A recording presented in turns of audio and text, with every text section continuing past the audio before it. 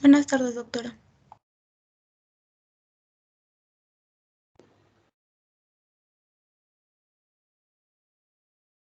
Entonces empezamos ya para acabar temprano. ¿Están ahí?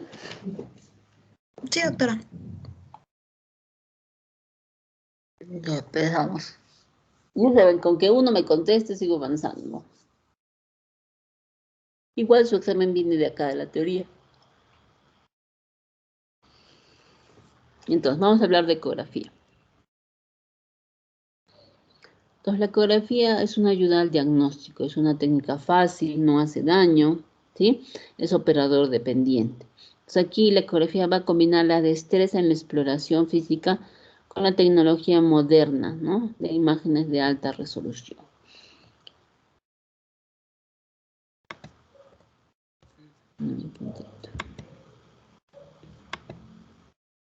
Entonces, es una técnica de diagnóstico médico basada en la acción de ondas de ultrasonido. De ultrasonido por la gran cantidad que vamos a usar ahorita que lo vamos a mencionar. Entonces, la ecografía ofrece información clínicamente útil sin efectos adversos. Por eso lo podemos utilizar en los bebitos.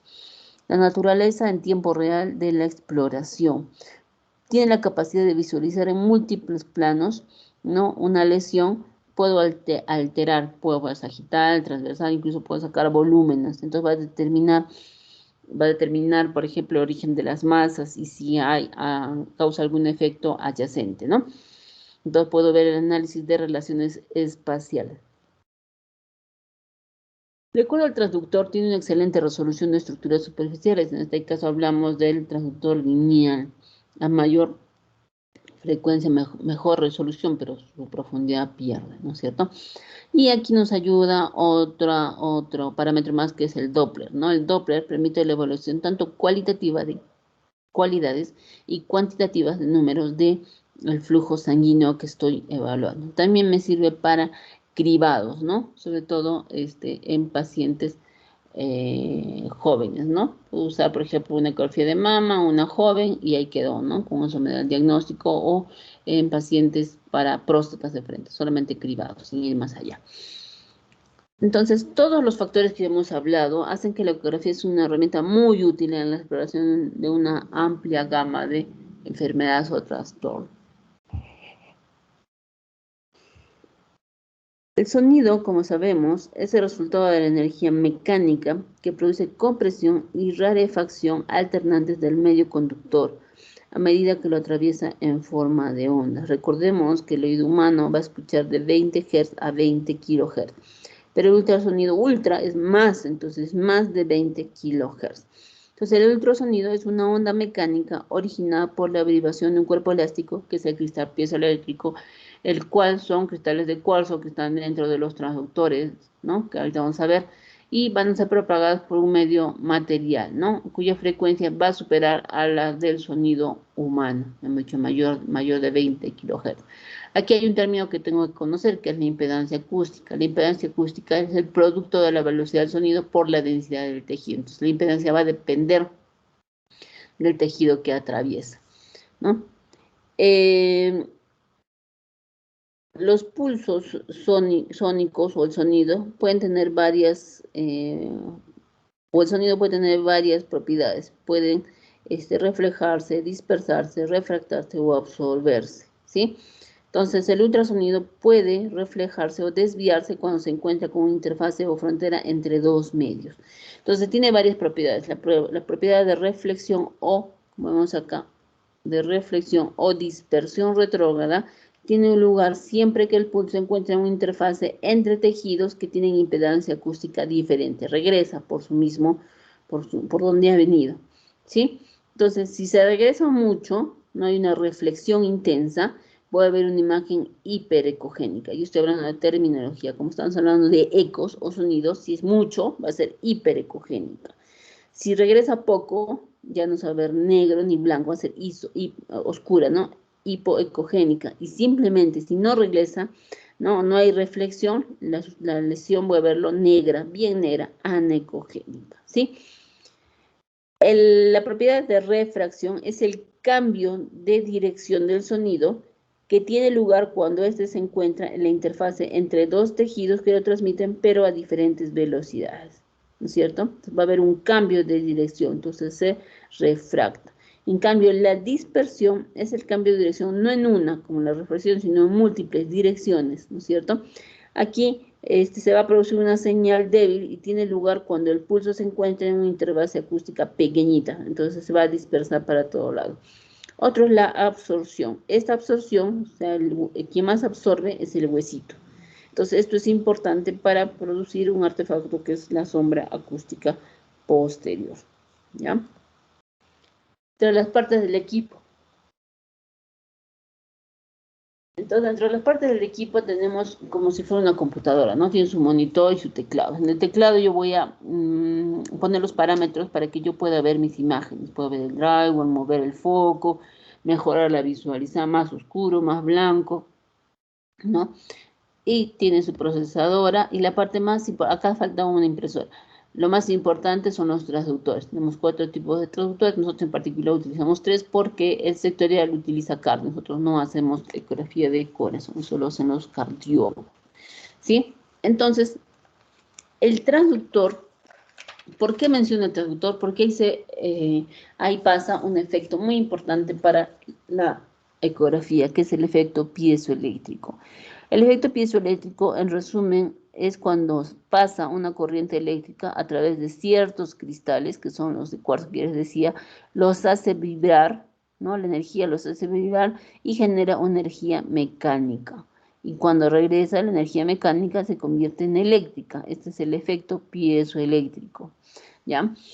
Entonces, por eso es importante. Ahora, cada traductor tiene una frecuencia. A mayor frecuencia, menor es la profundidad. Entonces tenemos los sectoriales que son pequeñitos, tienen una baja frecuencia de 2 a 3 MHz, pero que tienen muy buena profundidad. Miren cómo da la imagen en abanico, ¿no?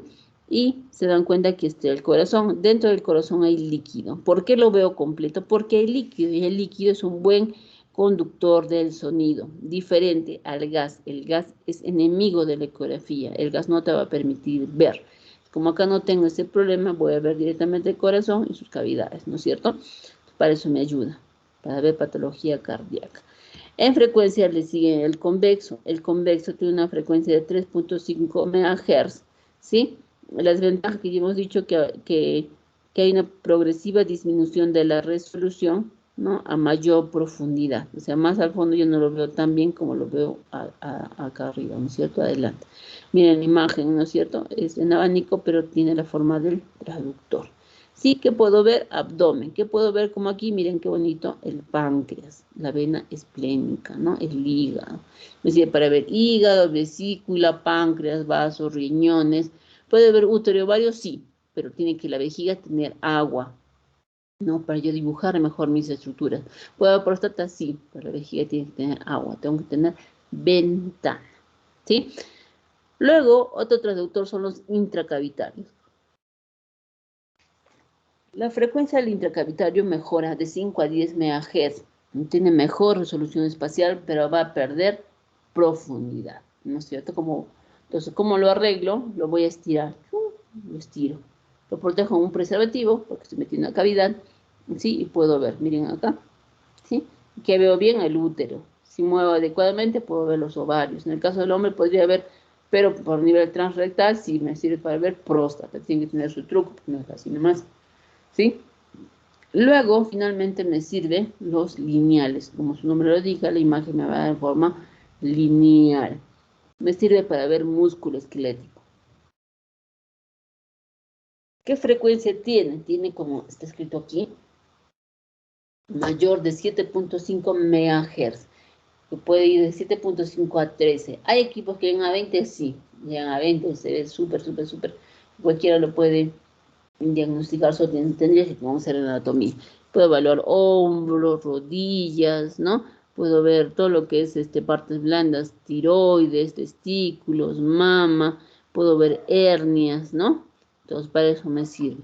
Ahora, si quiero un equipo de mayor resolución, lo puedo conseguir, sí, pero también al precio. Un ecógrafo más o menos presentable, $40.000, pero uno buenazo, ya pues $100.000 mínimo, ¿no? O sea, un departamento.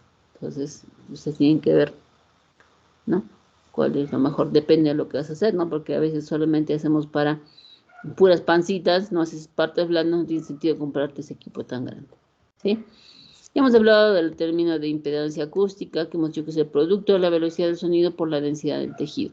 Cuanto mayor es la diferencia de impedancia entre dos medios, mayor es la cantidad de eco que devuelve. Entonces ya hemos dicho que si se refleja mucho, ¿no? Esta estructura la voy a ver blanca. Y si hablo de blanco, hablo de ecogenicidad, hiperecogénico, ¿no es cierto? Si refleja poco o es débil, hablo de hipoecogénico. Y si simplemente no hay reflexión, porque puede ser líquido, lo voy a ver negro, entonces anecogénico. En ese líquido siempre lo voy a ver negro, anecogénico, ¿sí? En cambio, el hueso, los cálculos, lo voy a ver ecogénico. Aquí nada más para que vean, ¿no? Y hablamos un poco de terminología. Este es el páncreas, este es el líquido. Miren la vesícula biliar, contenido anecogénico. Aquí está el huesito que lo voy a ver ecogénico y detrás hace una sombra acústica posterior porque hemos dicho que el ultrasonido se absorbe, una de sus propiedades, ¿no? Entonces, la terminología es eso, ¿no? Voy a ver los cálculos ecogénicos con sombra acústica posterior, la vesícula contenido anecogénico y también acá hay unas partes ecogénicas que es el refuerzo acústico posterior que ya vamos a hablar ahorita. ¿Bien? Entonces solamente la vesícula biliar en dos pacientes. Un paciente ha tomado desayuno y el otro no. O sea, el que no ha tomado desayuno está bien preparado porque la vesícula está distendida, ¿sí? Las paredes delgaditas, menos de 3 milímetros, y confirmo que no hay cálculo. En cambio, este paciente dice, no, yo solamente comí un pan con mantequilla. Pero pan con mantequilla tiene lípidos. ¿Para qué sirve la bilis? Para degradar los lípidos. Se va a tener que contraer y se contrae, ¿sí? Yo lo diría normal, no tiene nada, ¿no? Pero si quieres ser más exacto, ¿no? Y también eso tiene que ver con la experiencia, para decir, mejor regrese mañana, ¿no? Que no comas nada de verdad y lo vas a ver, así lo ves mejor y te quedas más tranquilo también, ¿sí? Entonces tienes que preparar a tu paciente, cada paciente es diferente. Aquí, nada más para diferenciar un páncreas, miren este páncreas, ¿sí? Este páncreas se parece un poquito al hígado, pero normalmente es más ecogénico, más blanco. Tiene forma de C, esta es la vena esplénica, ¿sí? Es la aorta y aquí viene el cuerpo vertebral, ¿sí? El paciente lo vemos como igual, ¿no? Está echado y esto siempre va a ser su derecha, ya que tiene una marca que esto dice que va a ser la derecha del paciente. O si lo pones sagital, esta va a ser la parte de encima y el transductor tiene una marca también. Entonces, mira el páncreas cómo era, y este páncreas se ha vuelto negro, hipoecogénico, heterogénico, tiene más ecogénicas en su interior. No puedo definir los bordes, ¿no? Ni la vena explica nada. Entonces, acá está un proceso inflamatorio. Solamente de referencia, la cabeza no puede medir más de 30, el cuerpo no más de 20, ni la cola más de 20. Si pasas tus valores, ya se dice que está de tamaño incrementado. O sea, aquí ni siquiera viendo tan evidente una pancreatitis, yo te voy a poner pancreatitis. Te voy a poner páncreas de dimensiones incrementadas y voy a escribir todo lo que hemos dicho arriba por relación al proceso inflamatorio, ¿no? Entonces, tú tienes a tu paciente, tú tienes que pedirle su amilasa, su lipasa, ¿no es cierto? Unidad clínica y de repente necesitas tomografía para clasificar. Puede haber áreas de necrosis, obviamente la tomografía tiene que ser con contraste, ¿no? La parte de necrosis no va a pintar, puede haber pseudoquistes pancreáticos, puede otras cosas, y eso me sirve, ¿no? Para seguimiento sobre todo. Entonces, ya hemos hablado de los transductores, ¿no es cierto? Y hemos dicho de que el líquido me ayuda a ver mejor las estructuras, ¿no es cierto? Y es lo que hace el gel. El gel lo que hace es facilitar la transmisión de las ondas de sonido desde el transductor hacia el órgano y del órgano hacia el transductor. ¿Por qué? Porque el transductor en la piel hay aire y el aire es enemigo de la ecografía, entonces le pones gel para eso. ¿Puedes usar agua? Sí. ¿Puedes usar alcohol? Sí. Entonces todo eso va a transmitir mejor el sonido, ¿ya? Otro que también tenemos que conocer son los artefactos.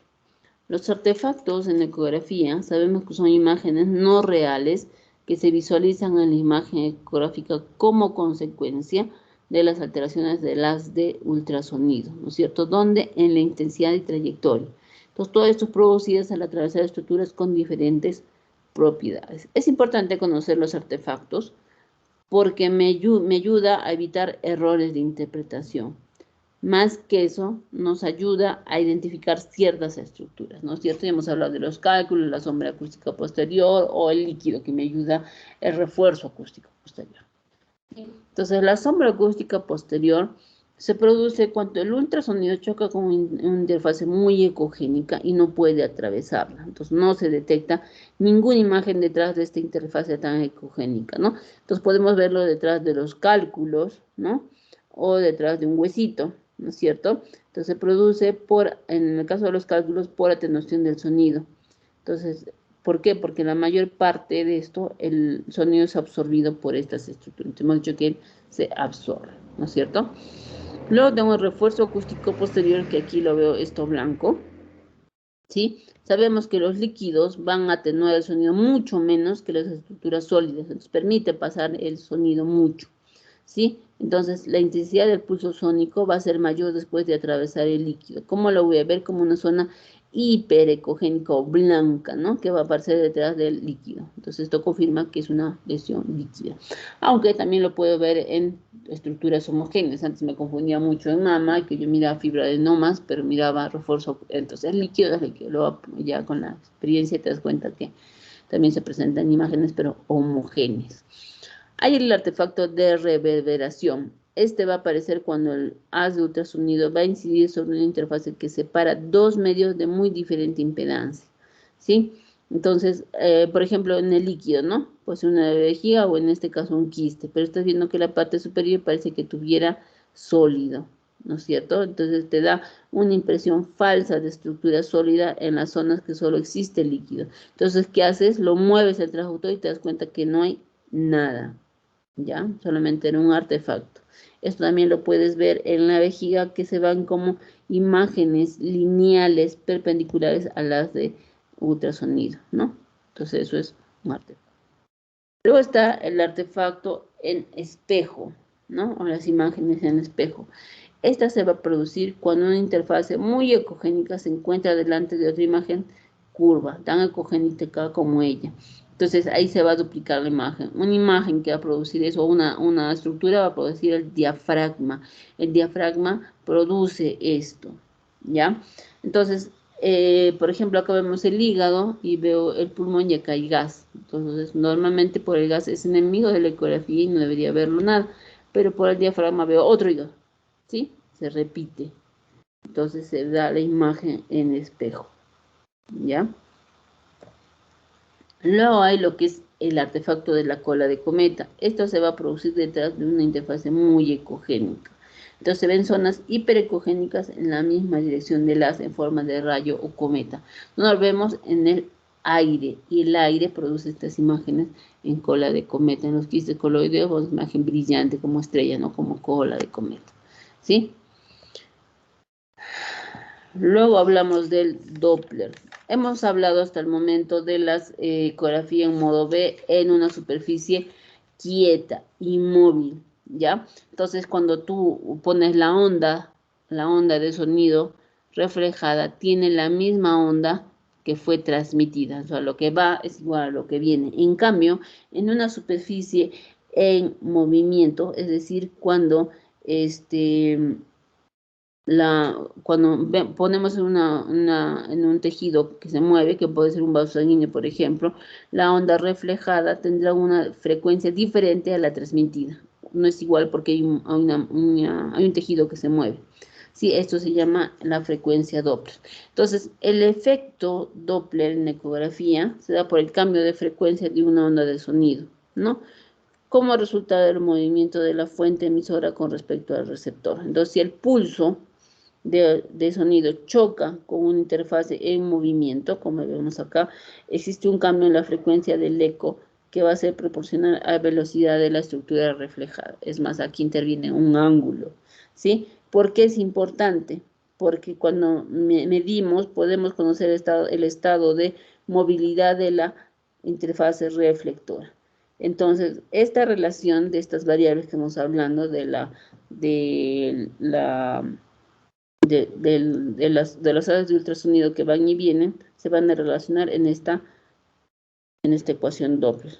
Aquí el cambio de frecuencia, porque hemos dicho que uno no es igual al otro, el cambio de frecuencia va a ser igual a 2 veces la frecuencia del transductor por la velocidad del flujo por el coseno del ángulo Doppler, el ángulo que estamos viendo, porque eso tú lo puedes evaluar o lo puedes modificar, mejor dicho, sobre la velocidad del sonido en el medio, ¿sí? Entonces todo eso es así lo que pasa, ¿no?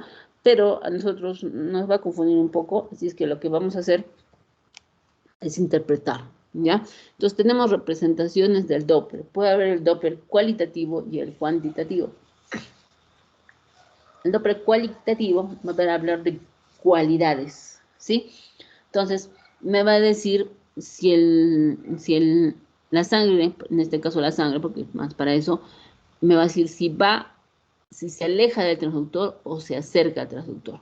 Entonces, para eso en el Doppler color tengo una barrita de colores. Entonces, normalmente es que esté el rojo hacia arriba y el azul hacia abajo.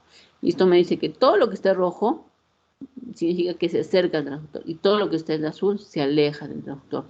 No me habla de arterias o venas, solo me habla de eso, igual acá. Si el azul está arriba, el azul es el que se acerca al transductor, si el rojo está abajo, todo lo que está en rojo se aleja del transductor. ¿Sí? Y acá hay un color que no es ni rojo ni azul, que es un artefacto en ecografía, que es la liancina, que hay alta velocidad, hay un flujo turbulento nada más, ¿sí? Eso me habla de la dirección del flujo, ¿sí? Entonces, si yo lo veo así como están viendo brillante, solamente me dice que hay una velocidad muy alta, ¿sí?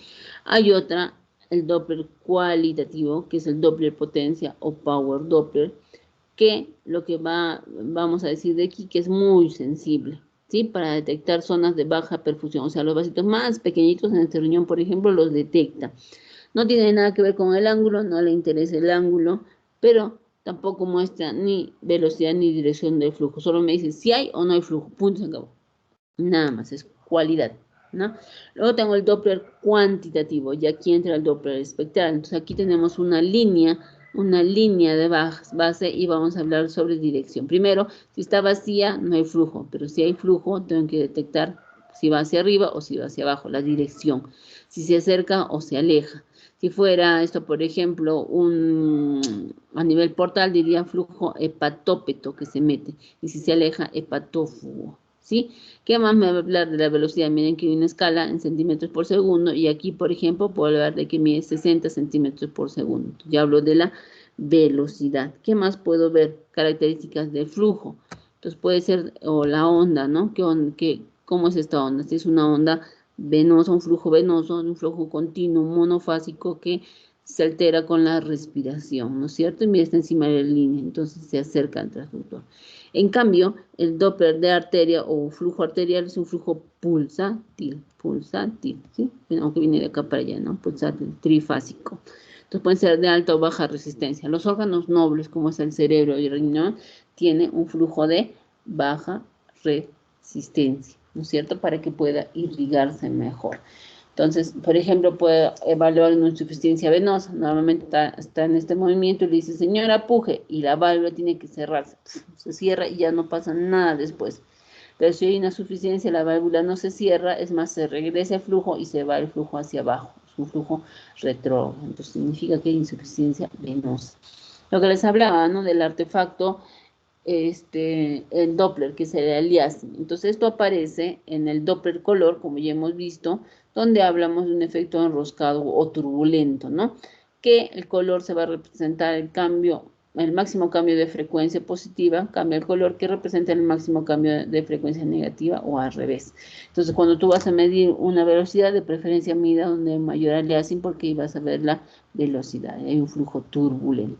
Entonces, con la ecografía, ¿qué puedo evaluar? Abdomen. ¿Qué puedo ver? Hígado, vaso, sistema biliar, la vesícula, la vía biliar intrahepática, la vía biliar extrahepática, aquí en coledo. Entonces puedo evaluar cálculos biliares, puedo diagnosticar colestitis aguda. ¿Qué más puedo evaluar? Tracto urinario, unas litiasis renales, hidronefrosis, ¿no? Alguna enfermedad renal, malformaciones renales. En la pelvis femenina puedo ver quistes y tumores ováricos, ¿no? Puedo ver útero y ovario en niños, puedo diagnosticar pubertad precoz, no tengo que ver volúmenes de acuerdo a la edad, ¿no es cierto? En la pelvis masculina, la próstata, ¿no es cierto? El tamaño no tiene que ver con la clínica, puede ser una clínica muy florida, que va al baño muchas veces, que el chorro ha disminuido, que no sé qué, y al fin es una próstata pequeña, ¿no? Entonces, o próstatas muy grandes y el paciente está tranquilo, entonces el tamaño no determina, es un examen auxiliar nada más. Detectar líquido en cavidad, ascitis, ¿no? Por cuando el hígado ya está malito. ¿Puede ser diagnóstico de apendicitis? Sí, pero el diagnóstico de apendicitis es clínico, no necesita una ecografía. Tú lo evalúas al paciente, la cronología de Murphy, y luego lo evalúas, ¿no? Entonces, cuando encuentras dolor en fosa ilíaca derecha, es apendicitis hasta que no se demuestre lo contrario.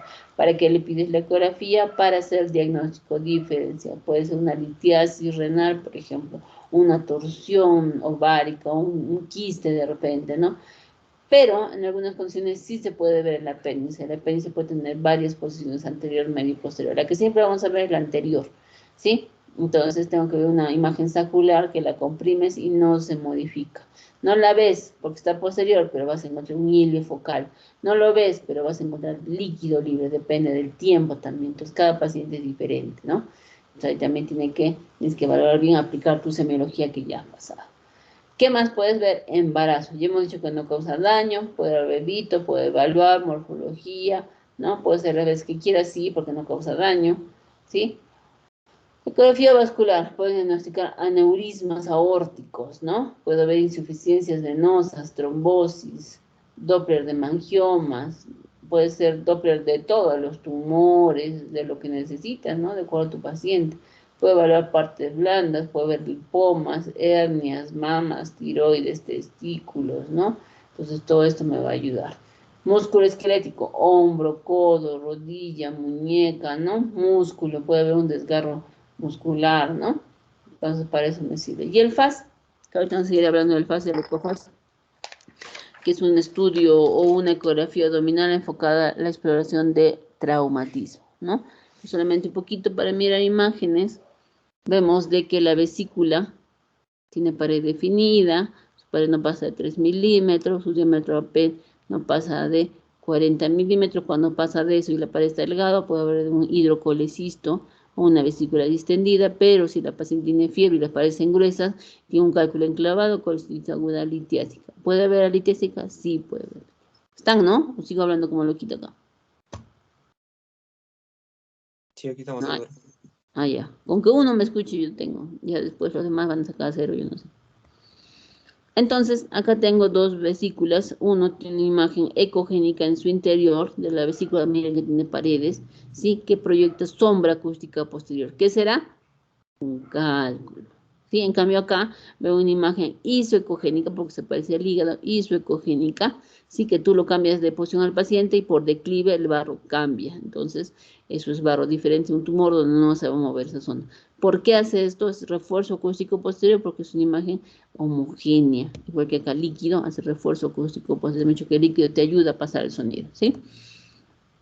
Entonces aquí veo el páncreas, bonito, ¿sí? Qué bonito este páncreas, miren el color, un poco ecogénico más que el hígado, y de repente se inflama, y miren, aumento de tamaño, se vuelve más gordo, ¿no? Más rechonchito, heterogéneo, lo mides, mide más de 30, más de 20 el cuerpo y lo que te permite la cola, ¿no? Porque no puedes ver todo el páncreas, por eso necesitamos la tomografía para hacer una buena evaluación. La tomografía tiene que ser con contraste. ¿Sí? Palitiasis renal, miren, esto sí es un cálculo renal, hace sombra acústica posterior, ahí depende del cálculo, puede ser que no sea de calcio, entonces no va a emitir sombra acústica posterior. El seno renal, miren cómo es ecogénico, no está dilatado. Si no existe el término arenilla renal ni microlitiasis, hay o no hay, y lo mides, es el vaso, por ejemplo, ¿sí? Aquí es un riñón que sea dilatado. ¿Qué es esto? Hidronefrosis, el líquido está quedando acá, ¿sí?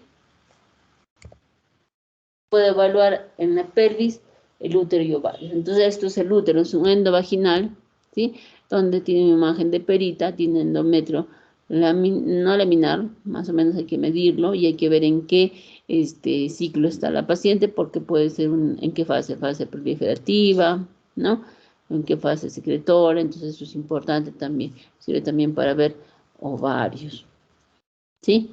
El Doppler, por ejemplo, es una imagen a nivel de tiroides, ¿no? Una imagen redondeada, hipocogénica, de bordes definidos, textura discretamente heterogénea, le pones al Doppler, mira, es cancercioso, tierra 5, significa que sí es cáncer. Lo biopsia sale patológico, ¿no? Entonces no puedes perder tiempo. No, señora, no pasa nada, no, tienen que hacerse, ¿sí? Así también voy a diagnosticar lo que es líquido a nivel del espacio pleural. Voy a diagnosticar derrame pleural. Miren, el hígado, el diafragma, ¿no? Y el pulmón se ha colapsado por el derrame que está al costado. Entonces va a ser una atelectasia pasiva. Sí, miren, está la medida por atrás la medida. Lo que se hablaba del FAS. El FAS es la ecografía, pero orientada a la exploración tras un traumatismo, ¿no? Puede ser que sea un accidente de tránsito, que es lo más probable, ¿no? Una caída de caballo, una patada de vaca, una mochada, no sé, ¿no? Entonces, de toro, ¿no? Entonces voy a buscar este espacio. Hay varios espacios. Uno de ellos es el espacio de Morrison. Entonces, en el espacio de Morrison tiene que ser así, pegadito y no haber líquido. El líquido lo voy a ver negro, anecogénico. Entonces aquí miren, ¿hay líquido o no hay líquido? Hola. Sí, sí hay líquido. Hay líquido, hay anecogénico, ¿no es cierto? Entonces puede haber sangradito, ¿sí? Otro espacio es el espacio espleno-renal entre el vaso y el riñón. Igual tiene que estar así pegadito. Si encuentro igual que esto, ya digo, ¿no? Incluso puede haber rupturas esplénicas, ¿no? Las rupturas esplénicas a veces no se ven al principio, ¿no? Entonces, pero vas a ver líquido libre, el paciente ha sido un accidente de tránsito, no lo piensas 2 veces, lo mandas a operar. Claro, obviamente las funciones vitales y todo van a verse enterados, ¿no? Otro espacio que también es importante es el espacio de Douglas. El espacio de Douglas, que es en la mujer, ¿no? Es este espacio que se da detrás del útero, miren el paciente con su dispositivo intrauterino. Y en el hombre es el recto vesical, ¿ya? Entonces aquí, por ejemplo, y hay líquido. Entonces, si es un paciente con traumatismo, sí, pues, ¿no? Incluso en apendicitis, todo lo que produce inflamación va a llorar, entonces va a haber líquido, ¿sí? Entonces me sirve de urgencia, pero tengo que dirigir mi estudio, qué es lo que quiero, ¿no? Entonces tienes que evaluar al paciente completo, repito, es una ayuda diagnóstica nada más, no te va a dar el diagnóstico. Decía que la apendicitis no necesita una ecografía, ¿no? Es igual acá. Si es una mujer joven, está ovulando, ¿no? Y va a encontrar líquido en cavidad, no te asustes, es por la ovulación, puede haber líquido por la ovulación nada más, ¿sí? Entonces, ¿cuáles son las indicaciones de una ecografía? Es que es un estudio de elección. Ya hemos dicho que en las jóvenes como ustedes, una mama, le pones una ecografía de mama. No necesito mamografía, no necesito otra cosa. Puedo diferenciar para lesiones sólidas y quísticas, que es, por ejemplo, en el caso de lesiones mamarias, un fibroadenoma de un quiste, nada más. En el caso de tiroides, un quiste coloideo, un nódulo benigno, un adenoma, un nódulo maligno, ¿no? Un cáncer de tipo papilar, por ejemplo, ¿sí? Para evaluar la pelvis femenina, útero, ovarios, ¿no? Puede haber el síndrome de ovario poliquístico, puede haber también embarazos, ¿no? Precoces, normalmente por encima, pero tienen que tener la vejiga llena. Puede evaluar a los niños, no causa daño, tú les explicas, ellos te ayudan, ¿no? Puede ver el cerebro siempre y cuando la fontanela anterior esté abierta. Sabemos que eso hasta los 18 meses y la posterior hasta los 6. Puedo ver caderas, puede haber displasia de cadera a los 3 meses, puede haber disrafias a nivel de la columna vertebral, ¿no? Es sirve para ver imágenes vasculares, insuficiencias, trombosis, para ver el feto, la placenta, el sexo del feto, por si tiene malformaciones, síndrome de Down, hay la ecografía morfológica. A mí no me gusta mucho, mucho tiempo necesito. Tendones para ver hombros, ¿no? Rodillas, tobillos, muñecas, pues este gangliones, lipomas, ¿no? Y el ecofaz que se da en el traumatismo, ¿sí? Entonces, eso es ecografía. ¿Alguna duda? Para que no sienta que estoy hablando solita. No, doctora, creo que todo está claro. Todo claro, ¿no? Más coquito no puede ser, chicos. Me tienen que sacar 20. Voy a preguntar a la doctora Lucía cómo van de notas. Entonces, chicos, nos vemos a la otra semana. A la otra semana hacemos estudios especiales